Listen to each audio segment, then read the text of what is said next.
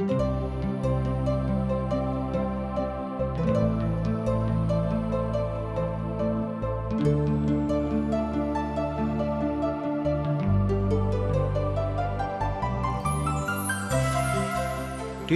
India के प्रस्तुति आशक इजोत बाइबल के पुस्तक के क्रमबद्ध अध्ययन अछि, जाहि में अहाँ सबके वह मिलैक जे परमेश्वर द्वारा बनावल गेल मसीह के स्वरूप में जिये के लेल आवश्यक अछि। बाइबल यह बातों के बुनियादी रूपरेखा के सेहो शामिल करै छथि कि विश्वास के दोसर के संग कोना कऽ जियो के अछि। यह यीशु मसीह के अनुसरण करै छी। कृपया देखू आ सुनू, जाहिसँ परमेश्वर अहाँ के जीवन के मार्गदर्शक ठहरे। आशा के इजोत मैथिली कार्यक्रम में हम एक बेर और अहाँक अभिनंदन प्रभु यीशु मसीह के मीठ आ पवित्र नाम से कऽ रहल छी। आजुक दिन हमरा सब अय्यूबक पोथी के अध्ययन समाप्त कऽ देब। एना तऽ पवित्र पोथी के अध्ययनक केओ समाप्त नहि कऽ सकैत अछि, ई एहन वस्तु थिक। मुदा एहि क्रम में आजुक दिन हमरा सब समापनक दिस आबि गेलहुँ हैं। आजुक दिन हमरा सब 41 और 42 अध्याय के अध्ययन करब। पहला अध्याय में तऽ स्पष्ट भऽ जाइ छै जे अय्यूब नीक रीति सँ अखन धरि परमेश्वरक विशालताक अनुभव नहि केने रहथि। तैं ओ बेर बेर परमेश्वर सँ प्रश्न करैत छथि, आ तैं यह कारण छल जे यहोवा परमेश्वर का अय्यूबक सन्मुख में उपस्थित हुआ पड़ि गेलनि। अहाँ एना बाजि सकैत छी कि हुनका सन्मुख में अर्थात परमेश्वर का अय्यूबक सन्मुख में आबे के इच्छा भऽ गेलनि, कियाक तो हुनका सँ बड़ प्रेम राखैत रहथि। आ तहन अहाँ लिप्त्यानक अथवा मगरमच्छक वंश सँ खींच सकैत छी, बाकी डोरी से और जीवाक द्वारा खींच सकैत छी। एहि तरहक अभिव्यक्ति हमरा लोकनि एहिठाम देखैत छी कि तहन कि अहाँ लिब्यतानक अथवा मगरमच्छक वंशी सँ खींच सकैत छी, बाकी डोरा सँ अहाँ जीवाक दबा सकैत छी। एहि तरह हमरा लोकनि देखैत छी कि परमेश्वर पुनः अर्थात यहोवा परमेश्वर पुनः अय्यूब सँ प्रश्न पूछैत छथि कि अहाँ ओकर नाक में नकेल लगा सकलहुँ हैं, बाकी ओकर जबड़ा के अहाँ कील सँ बेध सकलहुँ हैं। एहि बातक ओहिठाम 41 अध्याय के 1 और 2 पद में बाजित छथि, अर्थात यहोवा परमेश्वर अय्यूब सँ बाजि रहल छथि। एहिठाम हमरा सब देखैत छी कि यहोवा परमेश्वर अय्यूबक खूब नीक रीति सँ बता रहल छथि जे हम के थिकहुँ हैं आर हमरा सन्मुख में अहाँक स्थिति की थिक। अय्यूब अहाँ एहि विशाल काय समुद्रक विषय में की जानैत छी। अब ओ आजुक दिन वा पैघ देहधारी भेलाक बादो एहि विषय में कि अहाँ कहियो हुनका देखने छी वा हुनका विषय में अध्ययन कयने छी। पूछैत छथि कि अहाँ हुनका नकेल दऽ सकलहुँ हैं, कि हुनका अहाँ बजा कऽ आनि सकलहुँ हैं, कि काज अहाँक संगे होइत वा अहाँ सँ होइत। किएक तऽ अय्यूबक काल सँ लऽ कऽ अखन धरि बहुत दिन भऽ गेल अछि, आ एहिके बादो हमरा सब एहि विशाल काय के विषय में बहुत किछु नहि जानैत छी। जहन केओ पानि में रहैत छथि आ हमरा सब एहि तरह अहाँ बाजि सकलहुँ हैं कि बहुत बातक विषय में अध्ययन अखनो धरि नहि कऽ सकलहुँ हैं। जे जीव विज्ञानक के विद्वान सब छथि ओ कहैत छथिन कि संसार में ततेक तरह के जीव जन्तु थिक, तकरा विषय में अखनो कुछ नहि कहल जा सकैत कि हुनक संख्या कतेक छनि। तरह तरह के लोक तरह तरह के बातक कहैत छथि और अपन अपन युक्ति को बताबैत छथि, मुदा हुनका में से केकरो युक्ति संयुक्त नहि छनि। हमरा सब एकटा जानवर थिक, एकटा पशु थिक, तकरा लोक डायनासोरक विषय में जानैत छथि वा डायनासोरक नाम सँ जानैत छथि। कि अहाँ आजुक दिन धरि एहि बातक विषय में स्पष्ट जानकारी राखैत छी कि डायनासोर कतेक पैघ कायाधारी पशु रहैत। एहि तरहक बहुत जीवधारी एहि संसार में छलाह जिनक विनष्ट भऽ गेलनि, अर्थात जिनक वंश खत्म भऽ गेलनि। अहाँ बाजि सकैत छी कि जिनका प्रभु चाहैत छथि से रहैत छथि, आ जे नहि चाहैत छथि से नहि रहैत छथि। तहन अहाँ बाजि सकलहुँ हैं कि मनुख कहियासँ एहि संसारमे छथि तकरा विषयमे जानकारी पवित्र पोथी बाइबिल दऽ सकैत छै। मुदा अहाँ बाजि सकलहुँ हँ कि तकरो विषयमे विशेष कऽ कऽ कोनो अनुपातिक बातक अहाँ नहि बाजि सकैत छी। हम मनुखक आबैके विषयमे बात कऽ रहलहुँ हैं, किएक तऽ बहुत बेर एहि तरहक बात बतायल गेल अछि। तहन जतेक लोक एहिठाम छथि ओहि बातक स्वीकार करैत छथि कि परमेश्वरे एहि संसारक सृष्टिकर्ता थिकाह आ हुनके हाथमे संपूर्ण सृष्टिके हाथ छनि, अर्थात अधिकार छनि, अर्थात हुनके हाथे संपूर्ण सृष्टिके संचालन होइत अछि। डायनासोरक विषयमे विद्वान सब कहैत छथि कि लगभग 2 मिलियन बरख पहिने ओ सब एहि संसारमे छलाह आ तकरा बाद हुनक वंश समाप्त भऽ गेलनि, किएक तऽ एहिठामक वातावरण हुनका अनुसार नहि रहलैक, अर्थात ओहि जानवरके जियके अनुसार नहि रहलैक, तैँ ओ विनष्ट भऽ गेलाह आ ओ प्रजाति खत्म भऽ गेलैक। एहि तरह अय्यूबक प्रश्न पूछि कऽ पिता परमेश्वर बता रहल छथि कि अहाँ कतेक जानै छी परमेश्वरक विषयमे। एहिठाम हमरा लोकनि देखैत छी डायनासोरक विषयमे अहाँ की जानै छी, एकटा प्रश्न अछि। अहाँ कोनो क्षेत्रक कोनो विशेषज्ञके जँ पुछबै तऽ अहाँ पाएब कि हुनका अपन क्षेत्रमे पूर्णताक लग अखन धरि पहुँचल अहाँ नहि पाएब। अहाँ वैज्ञानिक सबके पुछबै तऽ ओ कहता कि हमरा सब खोज कऽ रहलहुँ हैं आ हमरा सब एहि बातके अंतिम मुकाम तक अखन धरि नहि पहुँचल छी, अर्थात कोनो क्षेत्रके जे मालिक कहाबैत छथि हुनका जे विशेषज्ञ लोक कहैत छनि, एहिके बाद ओ हमरा लोकनि देखैत छी कि ओ अपन अनभिज्ञता प्रकट करैत छथि आ कहैत छथि कि हमरा सब बहुत दूर धरि अखन तक नहि पहुँचलहुँ हैं। एहि तरह बाजल जा सकैत छै बा बतावल जा सकैत छै कि परमेश्वरसँ पैघ केओ नहि छथि आ नहि हुनकासँ केओ बेसी ज्ञानी छथि। तैँ कोनो मनुखके परमेश्वरक प्रति न्याय करबाक कोनो अधिकार नहि छनि, अर्थात मनुख कहियो परमेश्वरक न्यायी नहि भऽ सकैत छथि। अय्यूबक पोथीमे यह विशेष बात हमरा लोकनि आजुक दिन देखैत छी। जेना हम आजुक दिन आरम्भेमे कहलहुँ हैं कि हमरा सब आजुक दिन एहि पोथीके समापनक लग आबि गेल छी। तहन अय्यूब स्वीकार करैत छथि। अब अय्यूबक उबर प्रभुक बात प्रभुक महिमा प्रबल भेलैक आर ओ एहि तरह बाजैत छथिन। तहन अय्यूब यहोवाके उत्तर देलनि, हम जानैत छी जे अहाँ सब किछु कऽ सकलहुँ हैं आर अहाँके युक्तिमे सँ किछु रुकि नहि सकैत छी।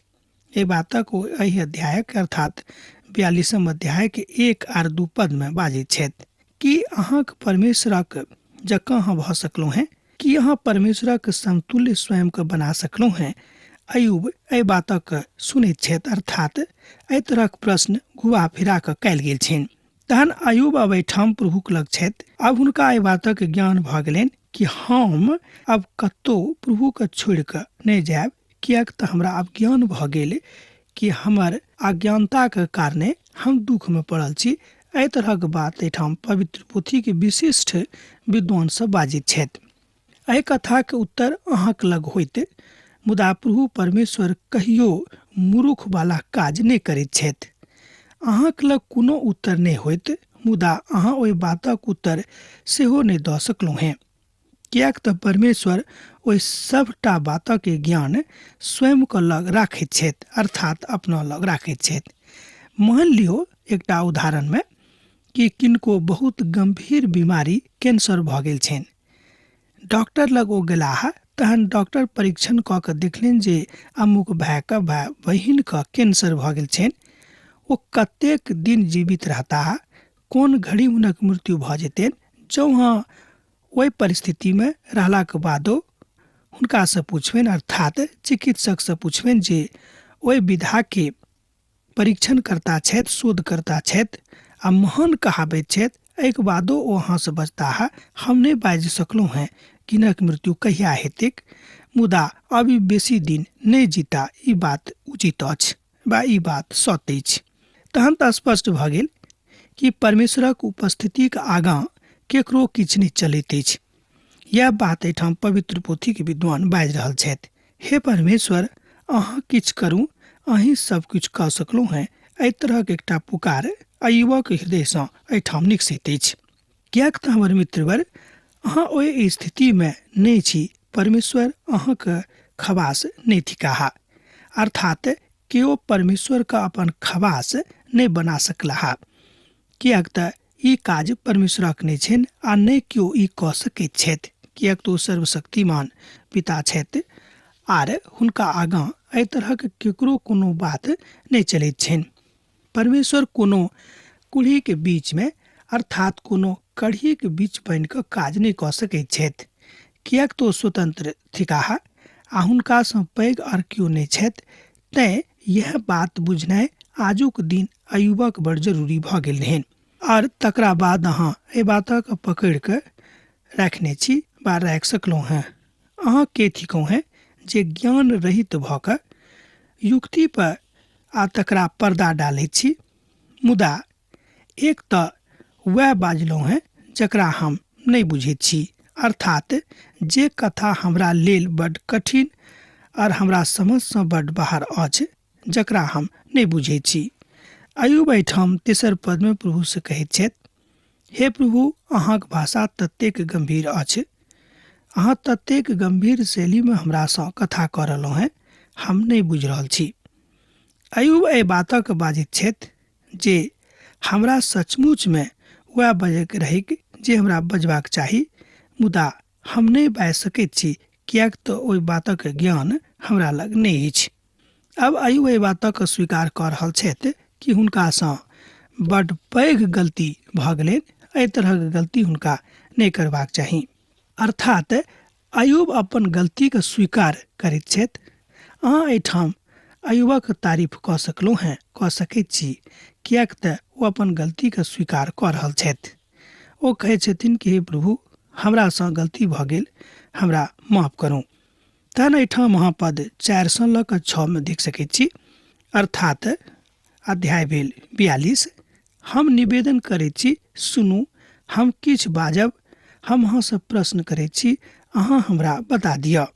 हम तऽ कान सँ अहाँक समादक सुनने छलहुँ हैं, मुदा हमर आँखि अहाँक देखैत अछि, और हम घुरि गेलहुँ हैं और राख में पश्चाताप करैत छी। एहिठाम अयुब अपन स्थिति के बड़ निश्चिंतता के साथ, बड़ आदर के साथ स्वीकार कऽ रहल छथि। आ प्रभु परमेश्वर सँ बाजैत छथि कि हे प्रभु हम पश्चाताप कऽ रहल छी, कियाक तऽ हम अहाँक संगे गलती कऽ देने छी। अयुब जिनका प्रभु अपन खरा आदमी के रूप में बतौने रहथि, हुनका सँ गलती भेल रहनि कि ओ परमेश्वरक स्थिति के कनेक छोट कऽ के देखने रहथि, तैं हुनक अवस्था एहि तरहक भऽ गेल रहनि। हमरो सभक ई गलती नहीं करबाक अछि। तकरा बाद अहाँ बाजि सकैत छी कि अयुबक उद्धार भऽ गेलिक। अयुबक पोथी तकर 42 अध्याय आ तकर 7 पद में एहि बातक अभिव्यक्ति होइत अछि कि हुनक उद्धार भऽ गेलनि। आर एना भेलैक जे जहन प्रभु ई बात अयुब सँ बाजि चुकलाह, तहन ओ तेमानी एलीपज सँ बजलाह, हमर क्रोध अहाँक और अहाँक दुनू मित्रक ऊपर भड़कल अछि, कियाक तऽ जेना नीक बात हमर दास अयुब हमरा विषय में बाजने छथि, एहि तरह अहाँ नहीं बाजलहुँ हैं। एहि पर हमरा लोकनि देखैत छी कि अब अयुबक उद्धार भऽ गेलनि। आब हुनका सँ अर्थात अपन दोनों मित्र सँ प्रभु बाजैत छथि कि हमर क्रोध अहाँक ऊपर आयल, कियाक तऽ अहाँक जेना बजबाक चाही तेना अहाँ नहीं बाजलियैक, अर्थात ओहि काल में जेना एकटा दोस्त के एक दोस्तक संगे व्यवहार करबाक चाही तेहन अहाँ नहीं करलियै। पद 8 बलिदानक चढ़ेबाक विषय में आज्ञा दैत अछि।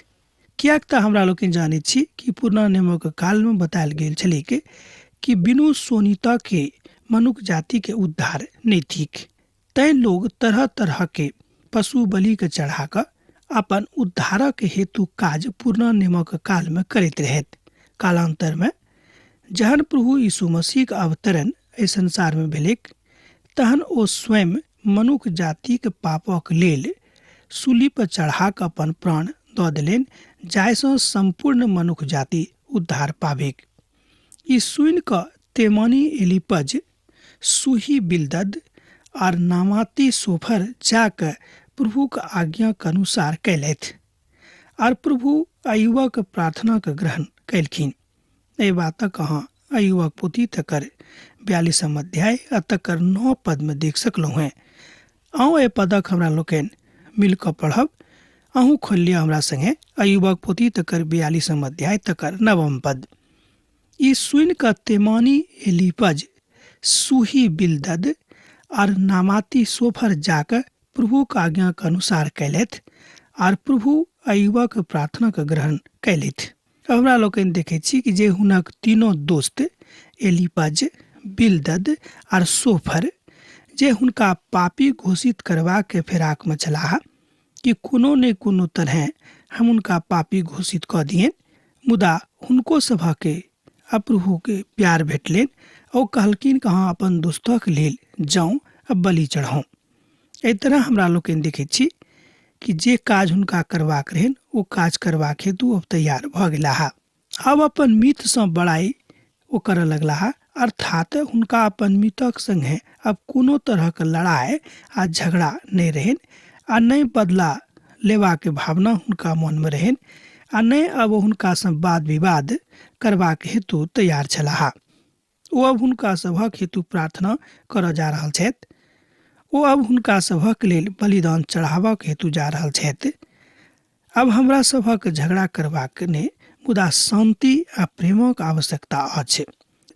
हमरो सभक अपन समाज में, अपन गांव में, अपन देश में लड़ाई झगड़ा नहि करबाक अछि, मुदा प्रभु यीशु मसीह के शांति के संदेश सब गोटे के देबाक अछि, जाहिसँ समाज में, देश में, परिवार में, जिंदगी में शांति बनल रहे।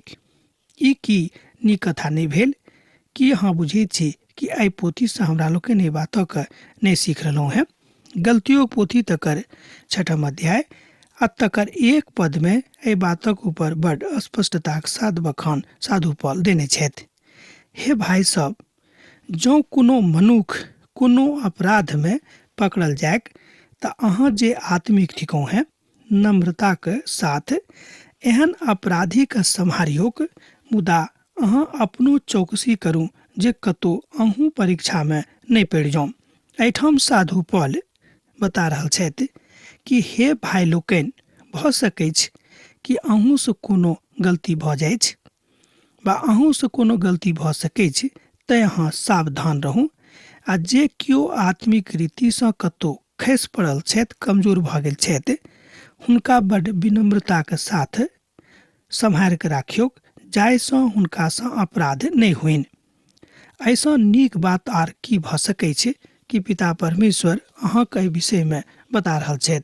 अब अयुब का अपना संगे और अपन प्रभु के संगे नीक संबंध भऽ गेल छनि। एहिठाम हमरा लोकनि देखैत छी कि अब अयुबक संबंध अपन सृष्टिकर्ता, अपन प्रभु के संगे नीक भऽ गेलनि। तहन हम बाजि सकैत छी कि जतेक नीक बात हुनका जिंदगी में पहिने रहनि, प्रभु के संगे नीक संबंध भेलाक कारणे ओ बड़ आनंदित छथि।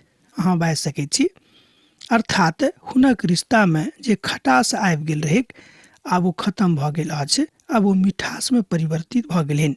परमेश्वर अयुबक संगे किछु नीक करऽ चाहैत छथि। जहन अयुब अपन मित्रक लेल प्रार्थना कैलथि, तहन प्रभु हुनक समस्त दुखक दूर कऽ देलनि आ जतेक अयुबक पहिने रहैक तकर दुगुना प्रभु हुनका दऽ देलनि। एहि बातक अहाँ पद 10 में देख सकैत छी। आ जहन अयुब अपन मित्रक लेल प्रार्थना कैलथि, तहन प्रभु हुनक समस्त दुखक दूर कऽ देलनि आ जतेक अयुबक लग पहिने रहैक तकरा बा एना कहियौ तकर दुगुना प्रभु हुनका दऽ देलनि। एहि बातक सत्यापन अहाँ 10 पद में कऽ सकैत छी। तहन हमरा संगे अहूँ एहि पदक देखियौ। जहन अयुब अपन मित्रक लेल प्रार्थना करबाक हेतु गेलाह, तहन प्रभु हुनक समस्त दुखक दूर कऽ देलनि आ जतेक अयुबक पहिने छलनि तकर दुगुना प्रभु हुनका दऽ देलनि। आ प्रभु अयुबक हुनक समस्त सांसारिक वस्तुक दुगुना कऽ देलनि, जाहि बातक आवश्यकता मनुखक बतायल जा सकैत कि अछि। अर्थात एहि संसार में रहलाक कारणे बहुत तरहक वस्तुक जरूरत अहूँ के बा हमरा होइत रहैत अछि। प्रभु हुनका सब किछु दऽ देलनि। तहन हुनक समस्त भाइ आर समस्त बहिन आ जतेक पहिने हुनका जानैत पहचानैत रहैत सब केओ हुनका लगमे आबि गेलनि। तहन बाजि सकलहुँ हैं कि अय्यूबक समस्त दुख प्रभु परमेश्वर हरि लेलखिन, खत्म कऽ देलखिन। आ जतेक विपत्ति प्रभु हुनका ऊपर देने रहैत ओहि सबटा को हरि लेलखिन। अर्थात एहिठाम हमरा लोकनि देखैत छी कि हर तरहक बात हुनका जिंदगीमे नीक भऽ गेलनि। एहि बातक अहाँ 11 पदमे देख सकलहुँ हैं। ओहि सभक विषय ओ सब विलाप कयलथि और हुनका शांति देलनि, आर हुनका एक एक जे बात हुनका जिंदगीमे कमी घटी भऽ गेल रहनि ओ सबटा हुनका घुरा कऽ दऽ देलनि, जे लोग ओहिठामसँ उठा कऽ लऽ गेल रहै, अर्थात अय्यूबक लगसँ। आ यह वह बाट थिक जाहि बाट दऽ कऽ मनुख अपन शांतिके पाबि सकैत छथि। एहि बातक अहाँ एहिठाम 11 पदमे सत्यापित कऽ कऽ देख सकैत छी।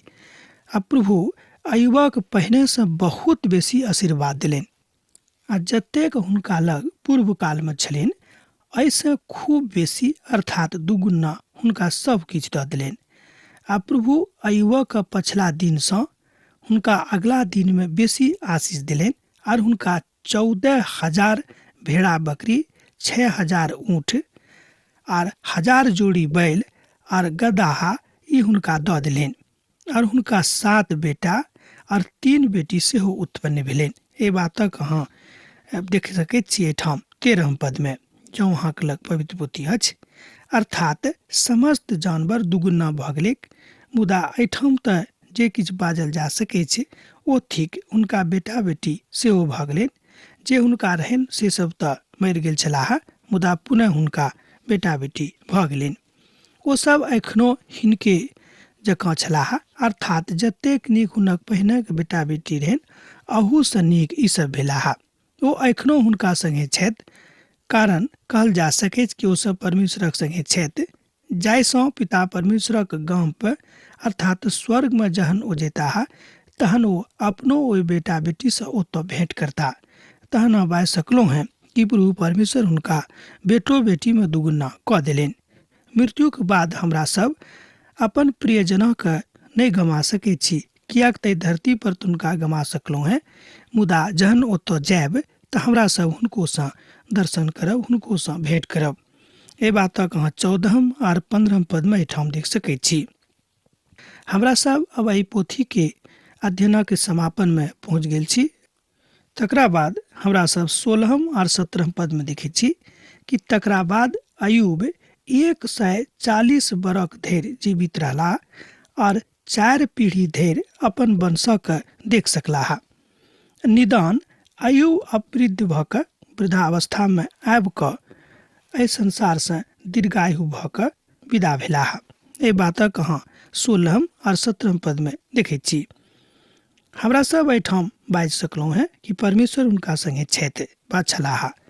अब हमरा विदा दिअ, किएक तऽ अहाँसँ विदा होइके काल भऽ रहल अछि। जेना अहाँ सब पाती लिखैत रहैत छी, लिखैत रहब, बिसरायब नहि। यीशुक नेह अहाँके जिंदगीमे बनल रहैक। आमीन। हमर विश्वास अछि कि ई कार्यक्रम अहाँके लेल लाभदायक सिद्ध अछि। हम चाहै छी कि अहाँ अपन आशीषके हमरा संग साझा करू। जँ अहाँ के नजीक बाइबलसँ आ जीवनसँ संबंधित कोनो प्रकारके प्रश्न भऽ सकै अछि तऽ अपन समस्याके लेल प्रार्थना करबाके लेल जँ चाहै छी तऽ हमरा फोन नंबर पर जरूर संपर्क कऽ सकै छी। परमेश्वर अहाँ सबके लेल एकटा सुंदर, सुखद, आनंदित दिन प्रदान करैक।